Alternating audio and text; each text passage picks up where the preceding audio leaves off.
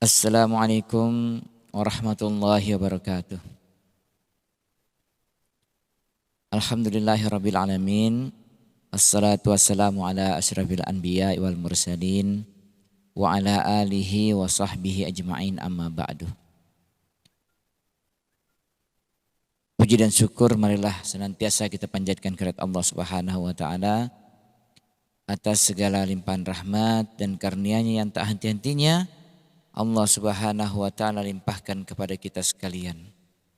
Selawat teriring salam juga kita haturkan kehadirat Nabiullah Muhammad sallallahu alaihi wasallam kepada keluarga dan sahabat-sahabatnya dan juga kita semua umatnya. Insyaallah senantiasa dalam lindungan Allah Subhanahu wa taala.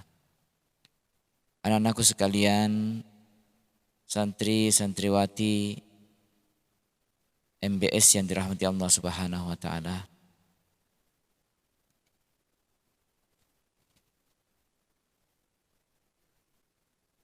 Lelahmu dalam menghafal Quran itu tidak akan sia-sia.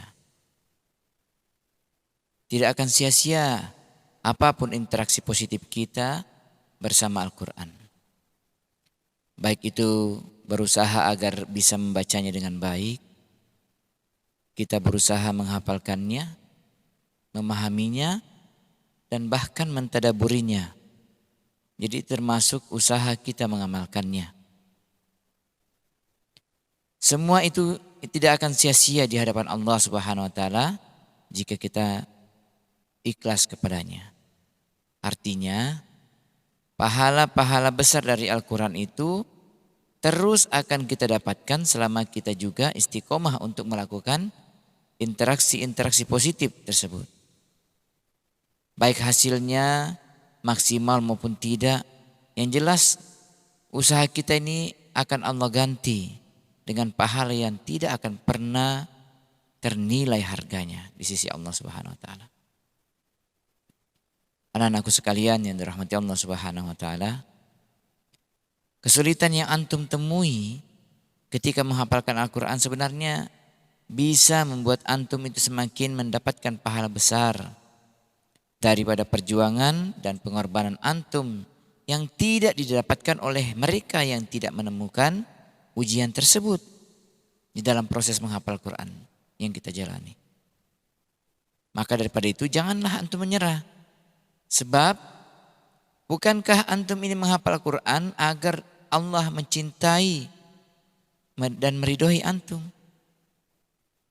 Karena baiknya hasilnya maksimal maupun tidak, usahanya harus tetap maksimal.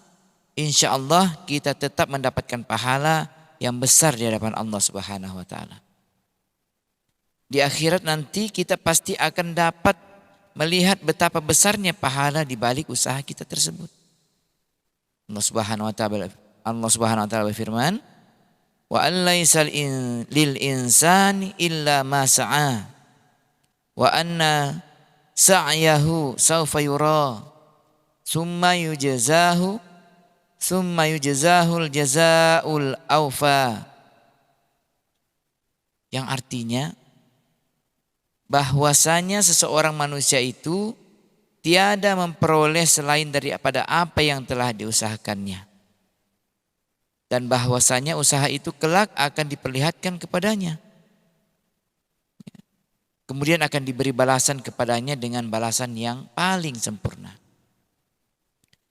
Di dalam Quran surah An-Najm ayat ke-40 sampai 41. Di samping itu anak-anakku sekalian, berlelah-lelah dalam kebaikan itu lebih baik daripada antum berlelah-lelah di dalam sesuatu yang tidak ada gunanya. Apalagi dalam sesuatu yang dimurkai oleh Allah Subhanahu wa taala. Dan membaca dan menghafalkan Al-Quran itu bukan hanya sekedar baik, tetapi juga memang seharusnya itulah yang harus dilakukan oleh umat Islam agar nilai-nilai Al-Quran bisa masuk ke dalam jiwa kita. Jika antum tidak menyerah, maka di akhirat nanti antum akan tetap akan menjadi orang yang beruntung. Walaupun antum itu tidak bisa menyempurnakan hafalan antum ketika di dunia. Tetapi Allah akan menyempurnakan balasan untuk perjuangan dan pengorbanan antum ketika antum berusaha menyempurnakan hafalan antum tersebut di dunia.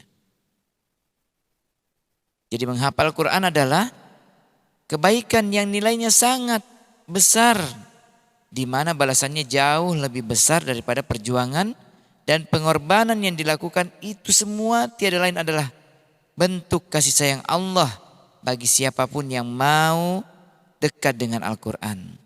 Dia mau menghafalkan dan menjaga hafalan Al-Quran itu hanya beberapa tahun saja sampai kita wafat. Tetap balasannya di akhirat nanti bisa kita nikmati selama-lamanya. Teruslah menghafal, walaupun tak hafal-hafal. Sebab tujuan kita menghafal, ya itu bukan hanya sekedar supaya kita bisa hafal saja semata. Tetapi justru yang lebih penting adalah supaya kita istiqomah. Ya, istiqomah terus bersama Al-Quran.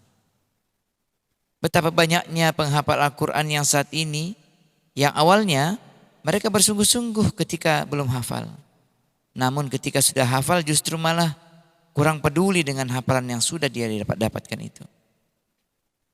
Semangatnya menjaga hafalan tidak seperti semangatnya ketika dia ingin menghafal. Janganlah menjadi seperti mereka. Allah itu memberi kemampuan menghafal dan mengingat yang berbeda-beda pada setiap orang. Tidak sama. Ada yang cepat, ada yang lambat. Ya. Tapi dia hafal insya Allah. Bagaimanapun imam besar ya dalam ilmu qiraat, yaitu guru daripada Imam Hafs, yaitu Imam Hasim, dia itu menghafal Quran menempuh waktu 20 tahun untuk bisa menghafalkan seluruh Al-Quran. Rasulullah SAW menghafalkan Al-Quran itu selama kurang lebih 22 tahun atau 23 tahun. Selama beliau menjadi Nabi. Karena Al-Quran itu tidak langsung turun seketika. Tidak langsung dihafalkan seketika. Ya, Al-Quran memang turun dari Lauhul Mahfuz ke Baitul Izzah itu satu kali turun di bulan suci Ramadan. Tetapi turunnya dari Baitul Izzah ke dunia melalui malaikat Jibril itu berangsur selama kurang lebih 23 tahun selama masa kenabiannya Rasulullah SAW. Jadi habisnya firman Allah Subhanahu Wa Taala maka berakhir pula umur Rasulullah SAW. Jadi sasaran menghafal kita, menghabiskan hafalan kita ini dengan cepat, tetapi kita habiskan waktu durasi yang sudah kita agendakan hanya untuk menghafal. Jadi jangan tergesa-gesa, jangan pula ditunda-tunda. Jika kita sudah menetapkan durasi atau waktu dari jam 6 ya, sampainya habis maghrib hingga masuk isya, atau ada waktu khusus untuk menghafalkan misalnya, maka berapapun ayat yang bisa kita hafal, itu tidak jadi masalah. Janganlah terburu-buru pindah ke ayat yang kedua, ayat yang berikutnya. Jika ayat yang pertama ini belum kita benar-benar hafal, nikmati saja ayat-ayat itu. Ya. Saat-saat di mana kita menghafal itu berarti saat di mana kita berbicara dengan Allah Subhanahu Wa Taala. 1 jam saja, tinggal terlalu lama kan? Ya Pak, tidak terlalu lama. Jika dibandingkan dengan waktu yang kita habiskan dengan nonton Facebook, Instagram, bahkan nonton TV atau nonton film. Ya. Juga bukan untuk ditunda-tunda. Jangan tunggu besok lagi, sebentar besok lagi. Itu tidak seperti itu cara kita menghafal Quran. Menghafal bukan untuk khatam, tapi untuk setia kita bersama Al-Quran. Kondisi hati yang tepat dalam menghafal itu adalah bersyukur. Bersyukur kita dan selalu bersabar.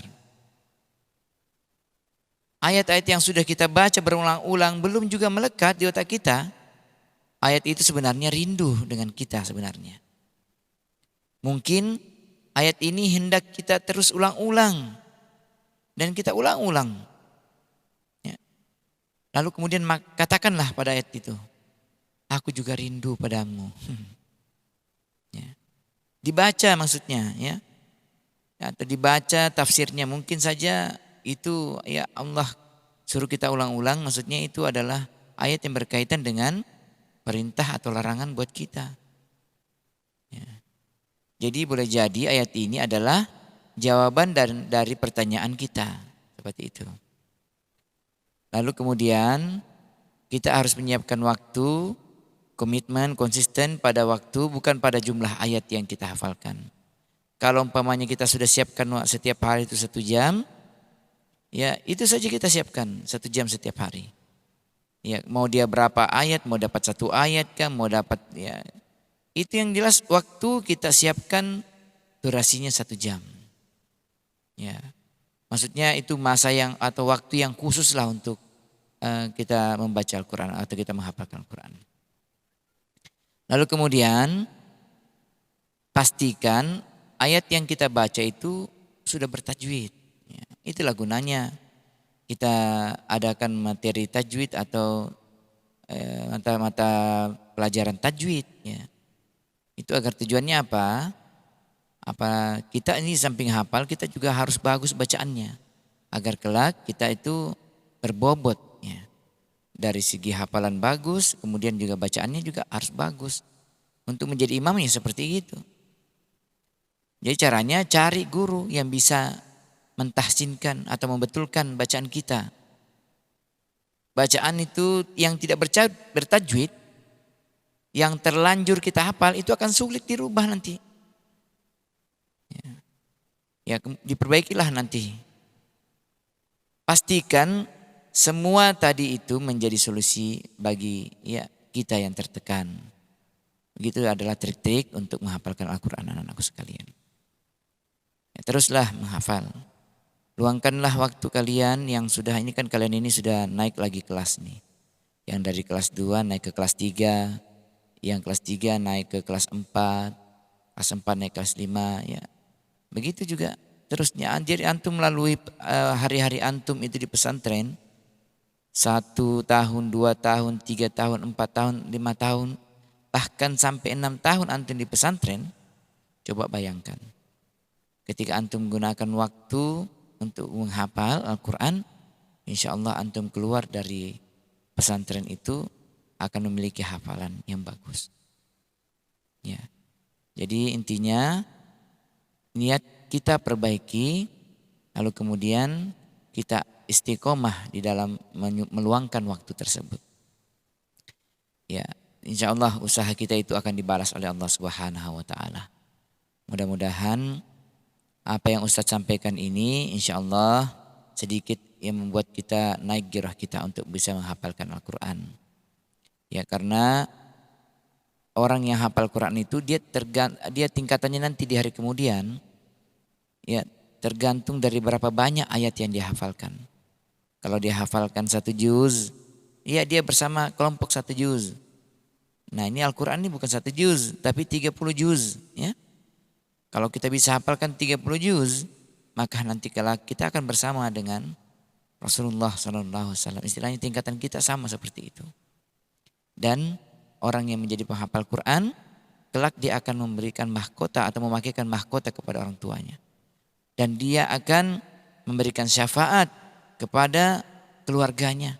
Yang tadi keluarganya dari neraka, dia tarik masuk ke dalam surga. Karena apa? Syafaat daripada Al-Quran.